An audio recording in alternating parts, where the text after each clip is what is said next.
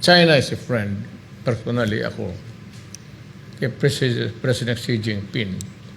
But I would state now na hindi ako sang-ayon sa yung Tendas line. And I'm no longer in government. Pero kung sabihin mo na magsunod ako sa yung characterization ng boundaries nila, hindi ako. So,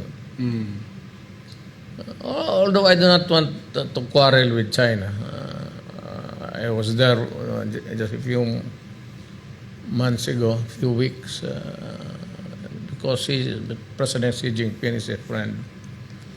And when we landed on Chinese territory, there was this invitation for me to go to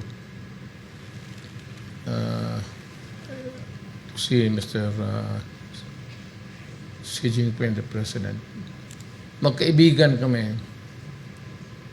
Pero okay lang yung pagkaibigan namin. It does not include what is the interest of my country. As far as I'm concerned, yung territory natin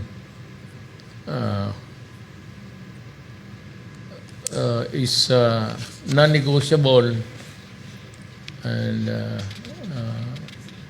it is freed of whatever yung friendship is one, alliance is another one, but the territory itself must be ours. Kung maaari lang, ako pa yung mag-agaw. If I were to have my way, I'd rather expand it until the shores of India and China.